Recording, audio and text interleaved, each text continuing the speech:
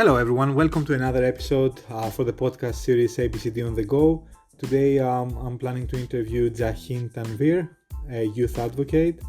I believe it's very important to raise the voices of young people in this type of environment we live in today. I believe the young people are the leaders of today and not tomorrow, and collaborating with community leaders, government and other stakeholders, we can amplify social impact. I work with young people daily, and I have seen them rising when there is an opportunity or space given to them to speak their mind and to develop their skills and also to offer their unique gifts. So I'm very excited about the podcast today with Jahin Tanvir, and I will introduce Jahin now and jump straight to the interview. So enjoy.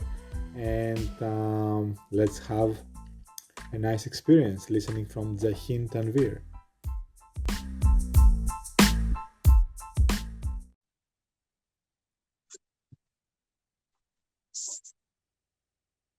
Well, welcome everyone for another brand new episode for the podcast series ABCD on the Go. I'm interviewing Jahin Tanvir today, a youth advocate. So I will make a quick introduction about Jahin, and then I will invite him so we can start the episode today. So Jahin Tanvir is a 19-year-old student. He's a speaker, a writer, a policy advisor, and a youth advocate whose key aspirations reside in providing equitable healthcare, meaningful youth advocacy, and health research. Jahin has a multifaceted personality, and he possesses a strong background in youth leadership and advocacy, and also leading youth-led organizations such as Oaktree, World Vision, Red Cross, and the United Nations, to name a few. Jahin has proudly represented Australia on the global stage with highlights, including being invited to speak at the Parliament House, as a guest speaker at the Australasian Aid Conference, at the Australian National University, and also as a delegate at the Global Model United Nations in Rome.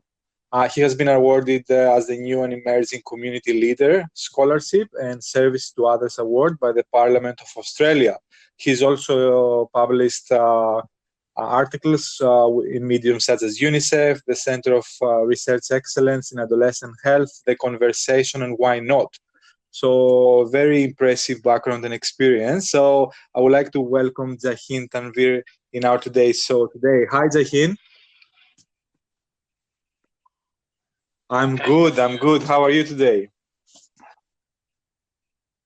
I'm doing very well. Thank you very much. And it's a pleasure. That's great. Thanks for accepting to record this podcast and talk about youth advocacy and empowerment. I think it's a very important topic, especially with everything that's happening currently at the moment with COVID-19 and all the social issues. I believe that we need to talk to you guys, young people, passionate, creative, talented, and get your input on things.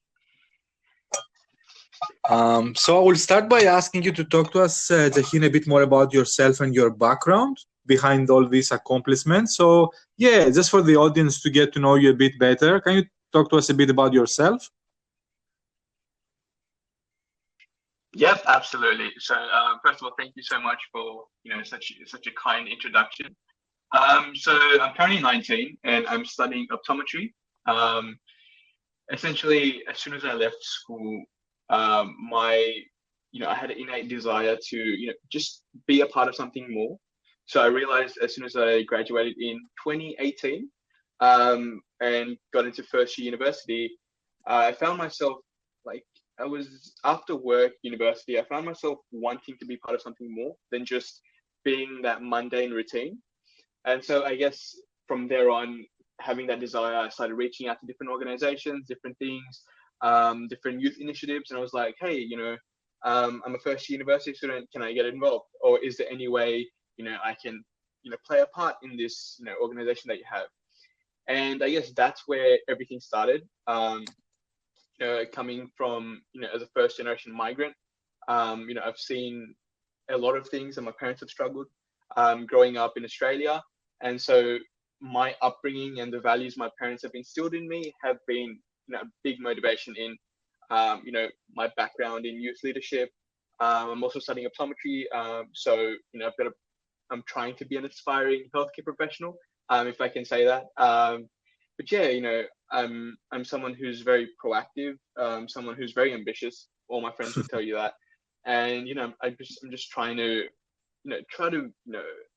do as much as I can to make a difference, because I feel like this is the lifestyle that I want to lead, that I want my siblings and my family and my friends to see, that I'm doing, and be able to in a way inspire them to take more action. But yeah, that's me in a nutshell. Yeah, thanks a lot, Yeah, Zahin. That's quite impressive to know a bit, a few bits and pieces of this mosaic. That's your life, and I'm getting curious because I'm resonating with the ambitious part and also with the part of you that want to be something more, because I experienced similar process. So why youth advocacy? There are so many things you could be doing as an intelligent, creative, productive young man. So why youth advocacy? Well, I've been asked this question quite a bit. I guess, first of all, it comes back to how I was raised. So my parents raised me in a way to always be like, to see the world not as who you are, but as someone who can, elevate the voices of the people more vulnerable to you, being able to influence people towards a goal, towards something that they can achieve rather than you being there by yourself. And so what made me come across youth advocacy is, I guess, just coming out of that bubble from school, I noticed a lot of things that my fellow peers or people younger than me were facing. Sure. Trials and tribulations when it comes to mental health. There's the stigmas that involve mental health and accessing different healthcare services. Just having their voices heard, whether that be in their local council, whether that be in their family, their school, just in different conversations. And I sort of just naturally identified those, and I was just like, hey, like, I don't see anybody in my locality or my community doing that, going out of their way to, raise those voices, raise those issues where it matters, in national discussions, in state discussions. So I was like, I can do that. I, have the privilege of being in Australia. I've had the privilege of getting such a good education. My parents have, given blood, sweat, and tears just to allow me to grow in a way that I have. So I've seen there's a gap that exists. Why not, be the one that tries to fill that? And I guess it comes back to what you were mentioning, being very ambitious. I've noticed myself from a very young age. I've always tried to be someone who can be a role model, take responsibility and, try to make positive, long-lasting change. So I guess it's been a combination of all of those, and seeing young people and like-minded people who are forward thinking, being in this field for what, like 2 years now. It just inspires me every single day to be a youth advocate and be in this advocacy field, because I just see such inspiring people. It doesn't even matter what age they are, what their upbringing is, what their cultural background is. It's just them having a goal and moving forward. That's just something I admire every single day, and that's what pushes me in this advocacy field and being able to raise other people's voices. That's amazing to hear. Thank you for doing that, for stepping up, and using your privilege and and good and your skill set. And we will talk more about storytelling, because I'm picking up, and I know that you are very passionate about storytelling. But first, I would like to ask you something that I ask people quite a lot. So you mentioned, Jahin, about coming out of the school bubble, and that's interesting to me, because I do a lot of work now as a community development consultant with, we're trying to talk to kids at school and inspire them to be more involved in their community. So as a youth advocate, talk to the bubble school.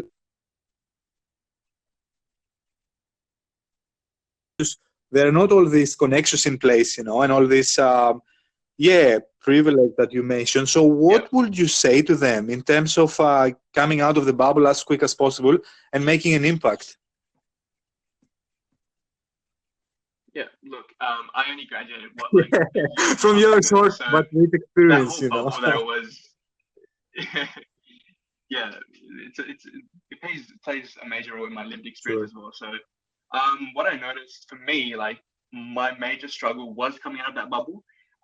just to, go back a bit, when you're in that school environment, all you know is school. So like the social dynamics of your peers, just your academics and everything that's going on in the school.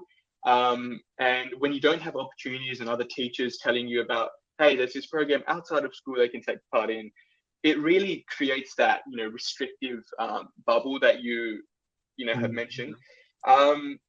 And it is difficult. Like I will acknowledge it is very difficult, because you essentially think that school dynamic is your world, is your entire world. Like you care about what other people think, you feel like nothing else matters except being, what are the things, like being popular or being accepted and have a sense of belonging. So, once you leave school and you go into the university field or, the job field, whichever, pathway you choose, it is very, it's a struggle to, get out of that place and, essentially find out who you want to be, what you want to achieve. And it's challenging because like you have to leave that life behind, but at the same time, it's so important to your identity. And so I guess the main piece of advice that I'd go into is just to like take time for yourself and just, look for what makes you happy, because when you're in that school environment, it's what makes you happy is often and unfortunately what your friends think makes them happy, what's generally accepted. And so doing things that you love, like for example for me it was writing, poetry was massive, sports was something I enjoyed. But being that the school I was in, it's like that dynamic, like writing wasn't seen that highly, poetry was like what you'd get teased for whatever poetry was even about. And so it took me a while to come out of that environment. I went to university and I just sat behind my computer screen and I was just like, look, I love these things, these are my passions, these are things I want to do parallel to my academic inclinations. So how can I further them? How can I invest my time into that? So then I started searching up, so essentially you had to take initiative. So I had to take initiative to look at different, programs that are available for, writing or, advocacy. And, I had to send so many emails. I think I sent about 200 emails to like different organizations with the same thing. It was just like, hey, I'm a first year university student. Can I get involved? And I literally sent that like constantly over and over again. Sometimes you get a response. Sometimes you would not. Sometimes they just say, we don't have anything available. So it was just about, trial and error. And I feel like the mentality that you have, you need to be proactive. You need to be someone who, thinks, nothing for me will be given on a silver platter. I'm not going to have a silver spoon to take me around university, the workplace. I need to go out myself. I need to, ensure I take initiative, take responsibility, and also take accountability. Because, I think we've all heard this saying, you learn more from your failures than anything else. And it took me my journey towards university to actually realize what that truly meant. And so for any young people, whether they're going through school or coming out of school, that's the main advice that I try to give them, is because, that life that you lived in school, it's not the same. You'll never get that ever again. It's time to build your own path, because you realize the satisfaction and comfortability that you had at school, you'll be so much more fulfilled and satisfied once you actually like break out of that bubble and, chase what you want to do. Because, for me, I've had so many friends, my age or, older than me, who are still trying to identify that, they're still trying to break out of that, social dynamic that existed in school and like thinking of one thing as their main aspect of life. So I guess that's what I'm, trying to, bring out when it comes to, youth advocacy and the challenges of coming out of that school bubble. It's just that you have to, take initiative. It's at the end of the day, it's your life and your passions.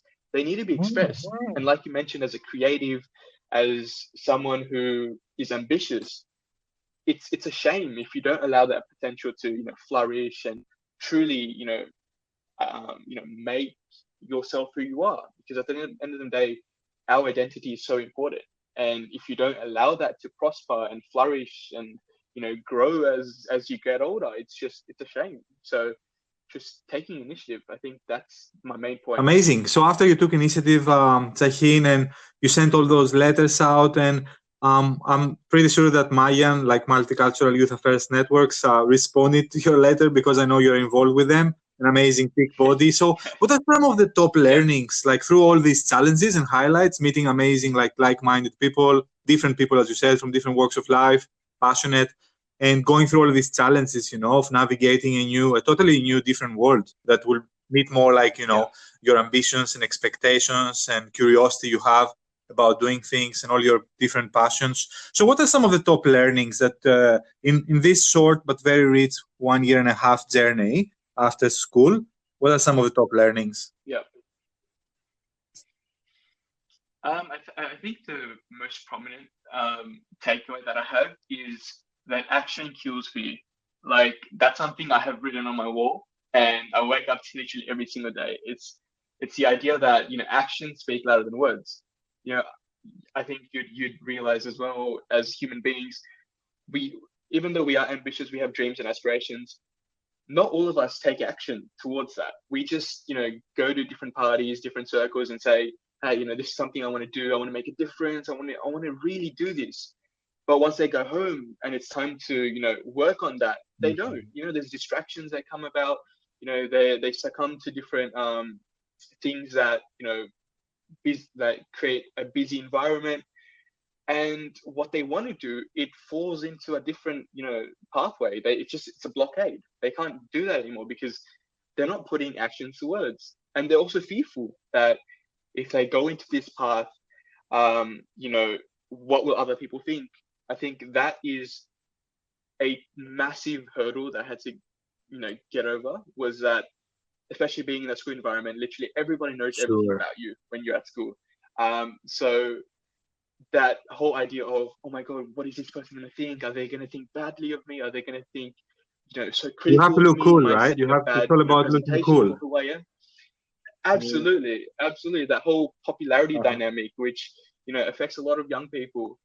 And I guess it's just, getting past that, because you realize everybody is in their own journey. Not everybody is there thinking about what you're doing or, how you look or what you're doing when it comes to this matter. Everybody has their own struggles and their own journeys and aspirations. And when you overthink and think so much about, what others are going to think about me, it hinders, what makes you happy, your dreams and aspirations and the things you want to achieve in your, respective field. And so for me, that takeaway that I just had to stop thinking about what others thought, but rather acting on, what I wanted to achieve. And that's been my motto ever since, I left school. And it has helped. It has helped so many times. That's so amazing to hear. And again, coming back to your point, another challenge, and it's a massive takeaway for me, is the imposter syndrome. I think you've heard about how you feel like you're not capable of it. When you, for example, if you're applying for a job or a position, you feel like, oh, how am I going to get it? I'm not worth it, or, I'm probably not even, I don't have the credits or credentials to even apply for this. And you feel so, low about yourself, and you feel like you're not worth it. You feel worthless and hopeless about applying for the job. And I think a lot of young people face that. They feel like, oh, I don't have the credentials. I don't have the capabilities, the potential to even perform in this role. And I think that's something we as a community need to get over, because, we're always overthinking about, the things that can go wrong, like the negative scenarios all the time, instead of thinking, what can go right? What can be the lessons I learned from this experience? Like, I'm sure you can relate. Like, we've all been through so many rejections, like whether it be through jobs, through opportunities, through, different hurdles. But it's about how you react to that and say, okay, I've been rejected here. Why was I rejected? And how can I improve? And just going out there and saying, that's my mentality that I have, that I want to, overcome that hurdle and learn from it. I think that's something that takes a lot of courage and a lot of bravery. And like I mentioned before, seeing so many young people overcome that and break through that, the barrier that they have is just so inspiring. And I'm inspired by these people, and that's what pushes me to continue with youth advocacy and the work that I'm doing, because um, there's so many good things coming out of people, especially young people taking initiative, as you can see from like climate change, marches, the Mm-hmm. latest movements and protests. There is so many good things coming out of it. But at the same time, there's so many people that feel like I can't contribute because, again, what would other people think? Is it cool to do that? That whole dynamic. And it's just like, you need to break that barrier, that hurdle, because again, it's a mental hurdle. Why do you want to think about what other people think when this is what truly makes you happy? And I guess taking action is the major takeaway that I can take out of, my work and the people I've met.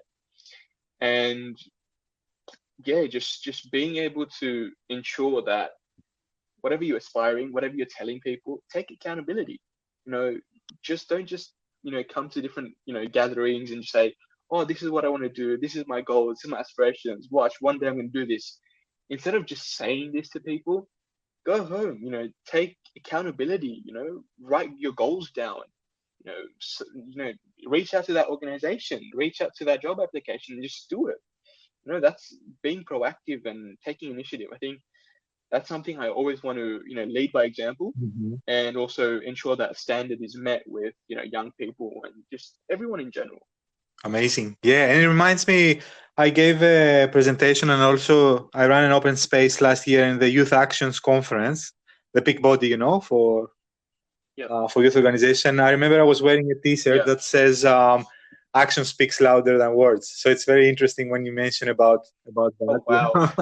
because that's exactly my That's feeling. That's fantastic. my experience, and even when you talk about rejections, because even like for us working in the sector, there are so many hurdles, and blocks to navigate, and failures and Mm. successes.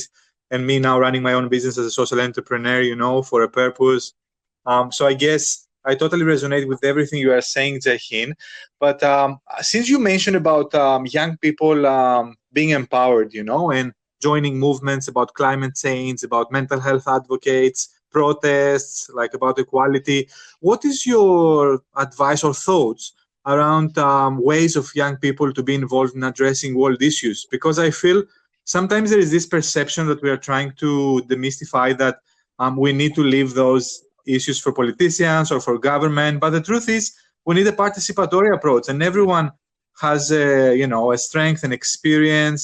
Everyone has creativity, and especially young people. So I believe that everyone should be involved in placemaking, in policy making, in decision making, Yeah. advocacy. So what are your thoughts around how can young people who are passionate about something and they want to take action, they want to go the further step, how could they go about addressing world issues? What type of groups could they join? What are the first steps?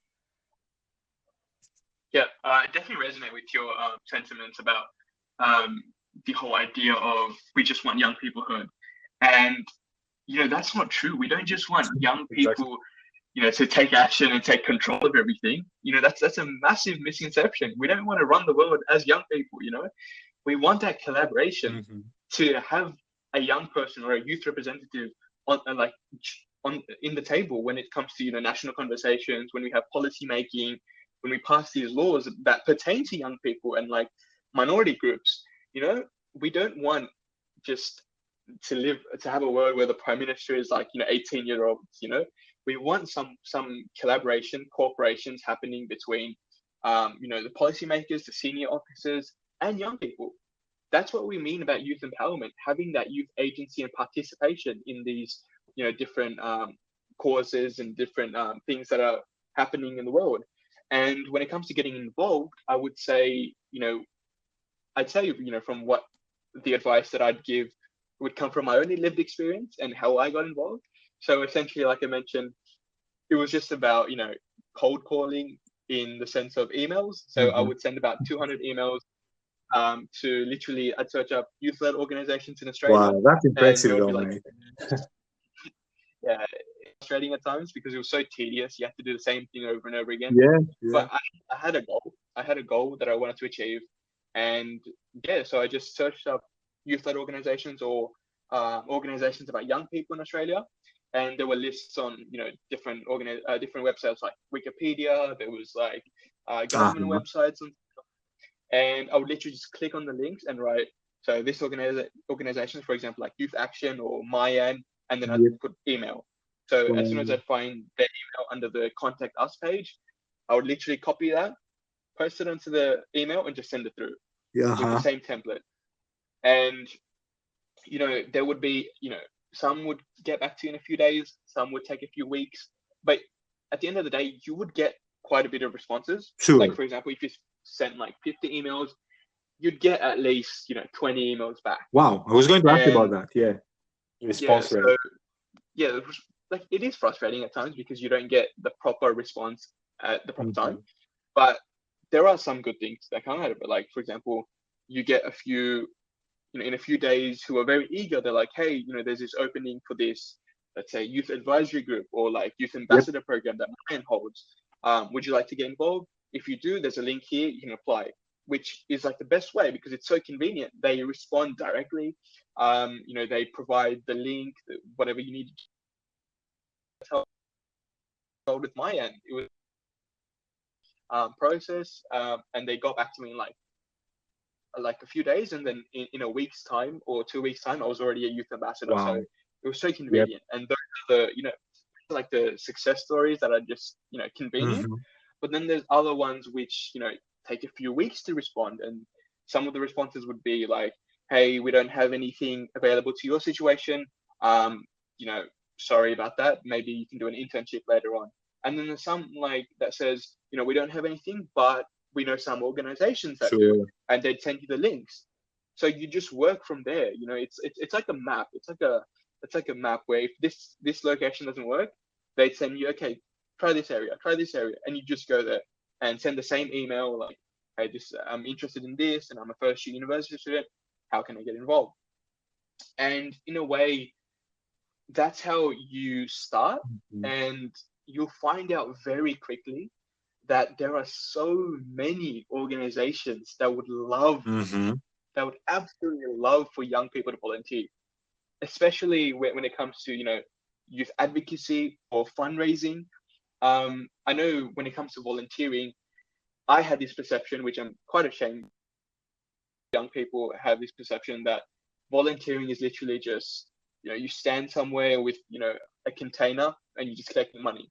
And that's a perception that a lot of people have. And it's a misconception. It's a massive misconception about the role volunteers play, because there are so many things that volunteers do behind the scenes when it comes to, event management. I'm sure you can relate to, you can create events, create conferences, create programs, and like create podcasts like you're doing. There's so much work that have no monetary, return to it, but you're doing it because you're passionate about it. You're passionate about the causes. And so once you start reaching out, you realize there's so many different avenues that you can take, because there's so many youth-led organizations, whether you're passionate about mental health, whether you're passionate about youth homelessness, whether you're passionate about multiculturalism. There's just so many different categories, and obviously we're all driven to different causes, and so you have so many different places to choose from.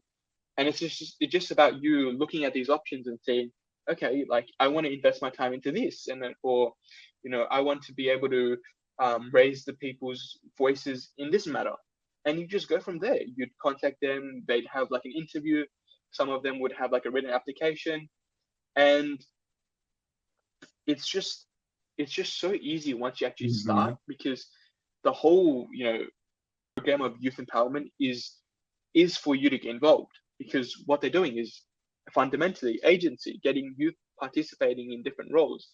And so I just feel like it takes a bit of time. Like you need to go out on your own, send emails, look for different things, or just reach out to like a youth advocate like myself, or other people that that are involved in organizations, and say, hey, organization, how can I get involved? And they'd probably send you a link, they'd probably send you like a recommendation or an email of somebody who's directly like a recruiter, and you can go from there. Like there is so many avenues, and it comes back to the whole idea that action cures fear. We're so fearful about, am I good enough for the role? Can I, do anything when it comes to this? Am I, can I, invest my time? Because a lot of these roles are flexible as well, because they understand that, you may be a school student or a university student, you other dynamics going on in your life, and they consider that, they accommodate their roles for you. And so it's just about you, going out of your way and saying that I'm passionate about this and I want to get involved.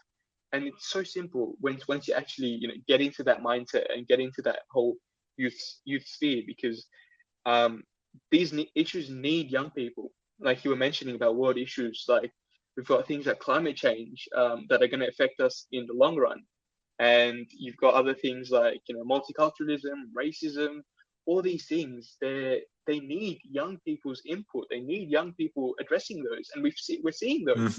We're seeing so many members of our community going out of their way and, organizing rallies and protests and, positive movements.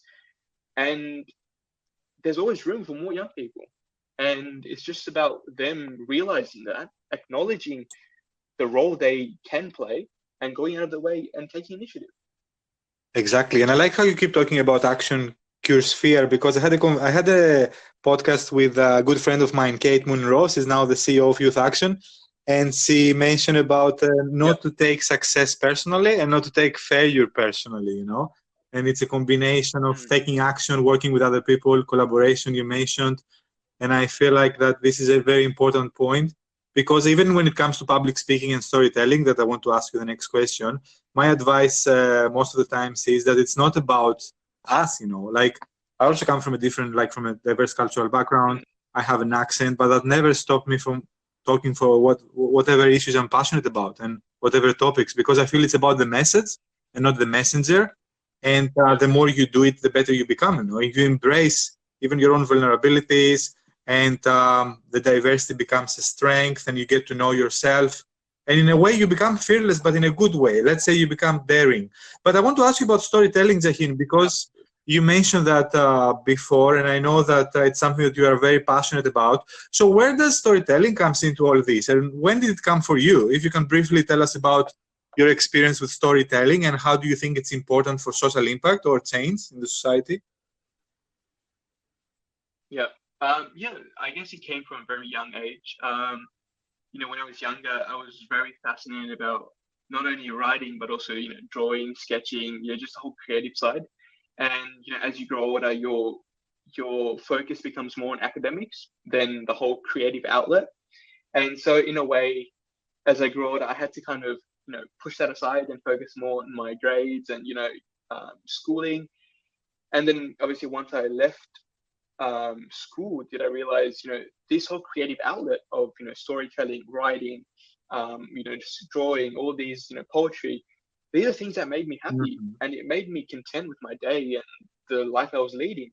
So I just had like an epiphany one night. I'm just like, I want to do this. I want to pursue this, storytelling and different creative outlets parallel to what I'm doing when it comes to my professional career. And so again, it was similar to my story and my journey towards youth advocacy. I was like writing emails to different writing programs or like publications, and I was like, hey, is there any way I can contribute a piece or like a picture or like any sort of creative project? And that was a bit more harsh, because they'd say, no, we don't have anything right now, come back later. But there were some instances where they'd say, yeah, we'd love for you to contribute. There's this send a pitch or like an article that you'd like, and just started.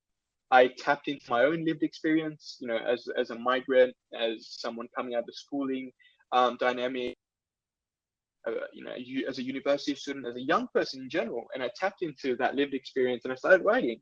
I felt like, luckily for me, I feel like I'm very blessed because, writing comes very natural to me.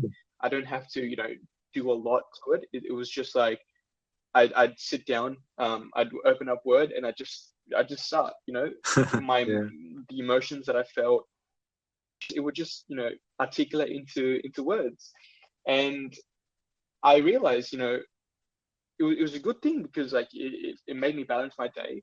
But at the same time, I guess something that made me, push towards this whole, storytelling side was, I remember in this magazine, and too much about it. I just thought, it was nice to get something published. And then a few days later, somebody came back to me. They messaged me on Facebook and they're like,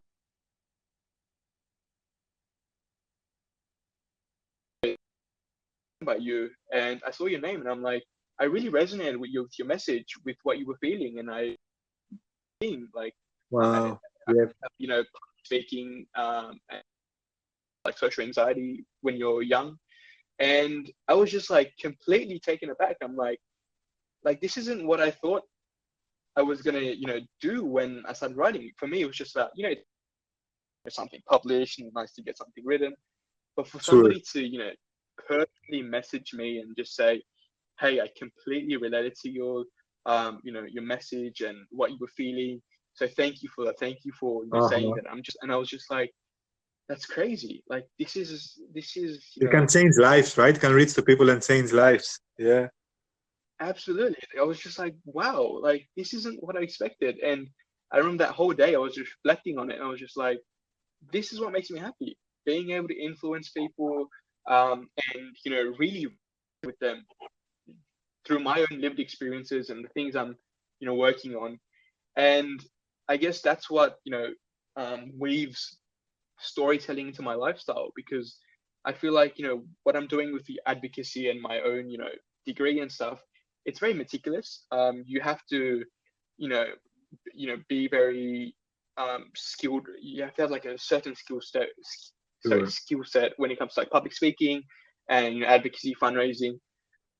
When you have like writing and storytelling and all that creative outlet, it's a different side of you, and it allows you to be more free with your emotions and just, what you're feeling. And I feel like it's a great marriage between the two, because you get to understand things in a more empathetic way. You allow your emotional intelligence to grow and enhance. I'm able to see from different perspectives. A lot of the things that you do when it comes to young people, and I'm sure you can relate to this a lot, is that young people, they're not objective people. They're very subjective. They have Yep. opinions. They have different upbringings, different struggles. So when you allow your creative side to flourish and, have a right to, grow, you certainly understand what these people are going through. You understand, why they're doing what they're doing, why they're feeling that way. And I guess that's one of the main reasons that I've allowed, storytelling and writing to be a massive part of who I am and my identity as, an advocate, as a writer, because it allows me to be more empathetic, to be more compassionate, and really understand. I think being able to understand people is one of the, best lessons that you can learn, and one of the best skills that you can have, because you're really resonated. And so when it comes to your work or the conferences you're doing, or you're speaking in a, public environment, you're able to, gather all those emotions, all those experiences into what you're saying. And that makes, your advocacy with, whether you're speaking to the members of the parliament, or, local discussions, or just even national discussions, you're able to better, use your words to express that. Mm-hmm. We say in appreciative inquiry, Jahin, that words create worlds. I think it's an interesting statement. But I have a creative challenge for you, a very quick one, from one storyteller to another. If you were to write a story or a book, what will be the title, Jahin? Of my story or book? A story, a book, maybe your story, maybe the story, a story. So what will be a title for that? Just a Oh quick wow. creative challenge for you.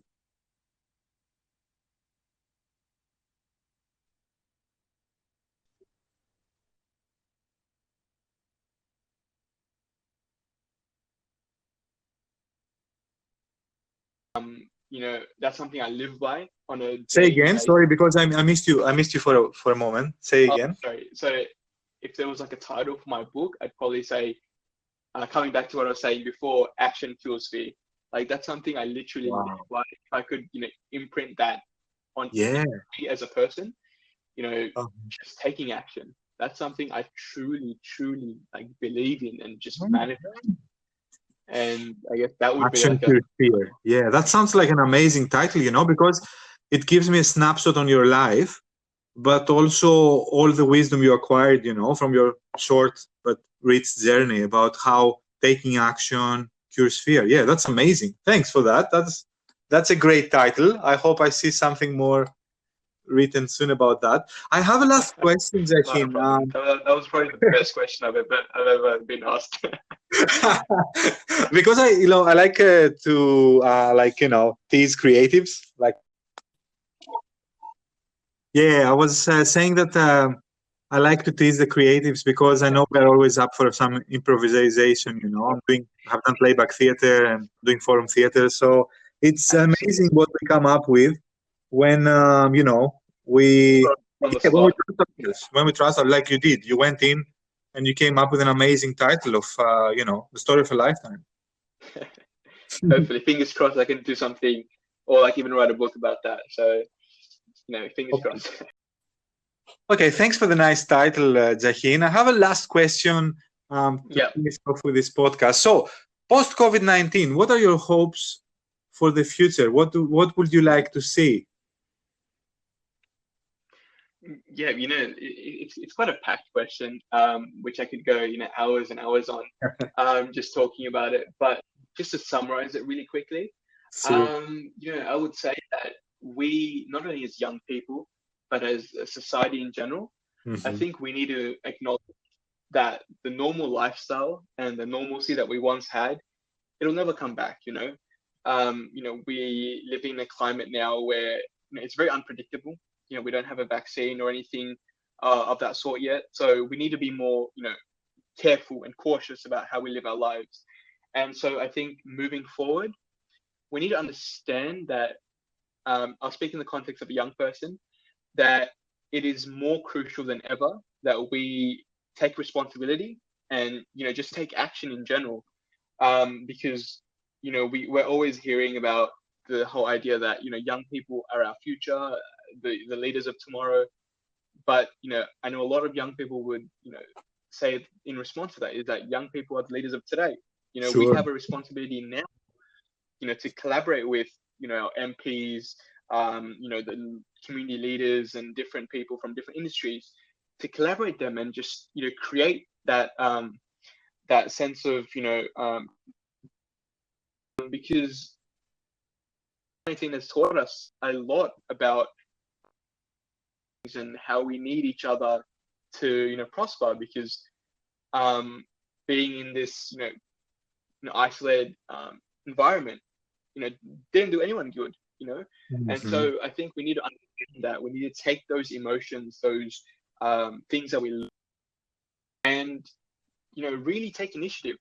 So when it comes to young people, I think being more open, being more assertive about the different policies that are pushed, how different people are being treated in this day and age in the 21st century. I think we need to be more vocal. Whether it be sending letters to our local community leaders, local MPs, or emailing them, sending them letters. You can reach out to them. You can reach out to different organizations. Say, hey, can we speak about what's going on now? How can we address this as a community, as a a collaborative young person project? And I think it is very crucial that we take action, especially with everything changing every single day. A few weeks ago, everybody was, everything's coming back to normal.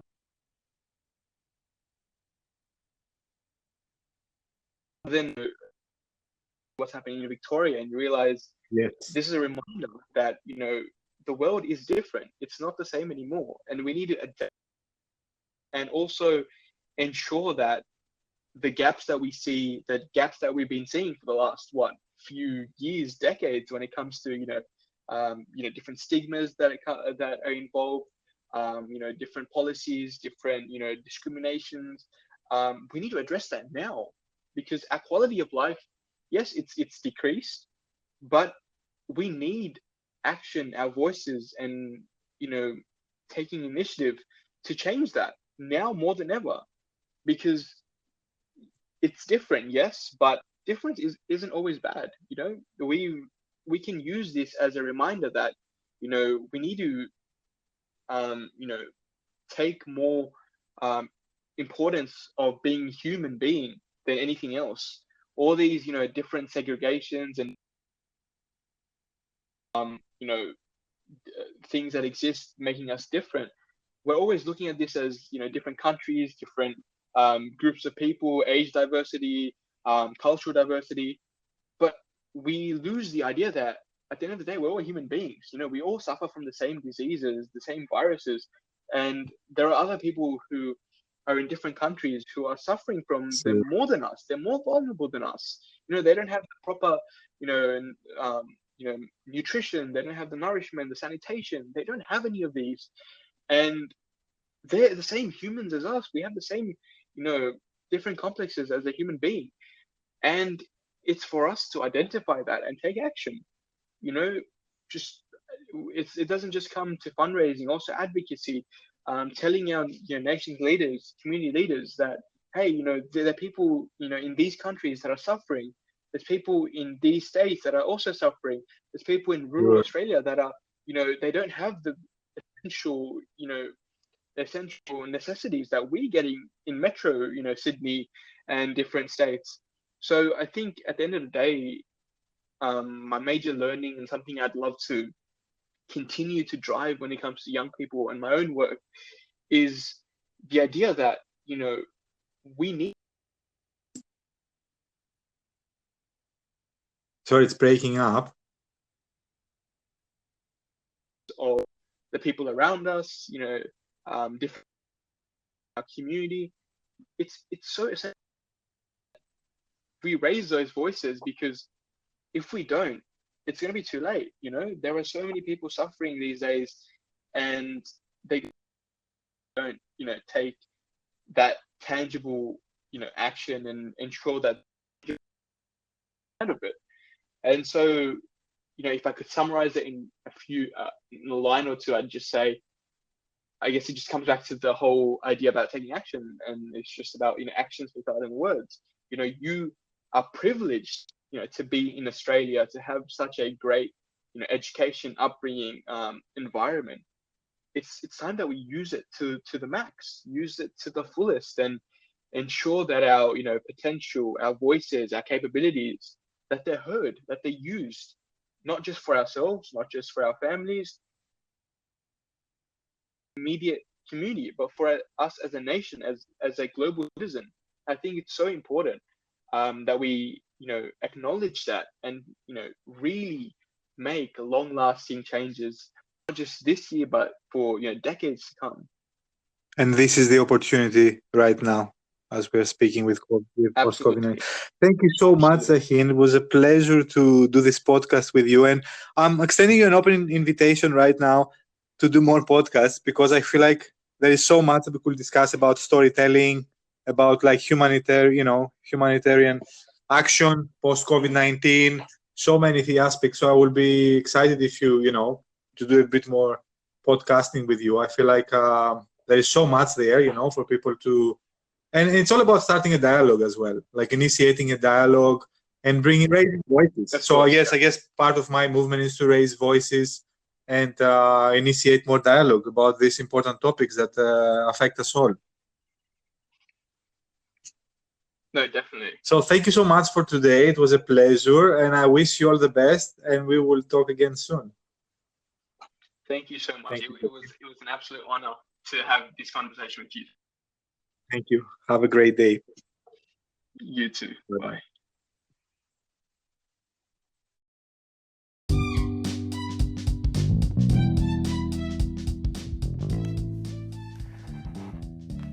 That was an exciting podcast that we just recorded with Jahin Tanvir. I feel there are so many jewels of wisdom that we can draw and expand from this podcast, both in terms of Jahin's diverse background and how his passion about youth advocacy and storytelling began, all the steps that he had to go through coming out of the school bubble and pursuing his interests, how he embraced all these different gifts and unique skills and talents such as writing, poetry, and he took initiative. Also, all the advice that he gave about young people being more involved in addressing world issues and how to go about that. There were so many interesting conversations there about how action cures fear, how we need to learn to deal with failure and to be more assertive, more vocal, and to just go after our dreams. I guess I learned a lot from Jahin, and I'm really inspired by the humanitarian spirit of the young people I'm interviewing. Besides their intelligence, their experience, their ambition, I believe that for me it's a passion project, and I feel honored that I have the opportunity to talk to such talented young people in this podcast series. I promise to you guys that I will be bringing more youth voices and more youth involvement in this podcast. So let's see what's next. Stay tuned. If you like, please share with your friends and network. This is a great podcast also for young people, for school kids, because it raises so many interesting points and conversations around how to deal with the school bubble. So I think it's so interesting, and I wish and I hope that you guys can further that conversation and reach out to us. Thank you a lot. This is Dimitrios, and I was your host today for today's podcast episode, Action Cures Fear with Jahin. Thank you.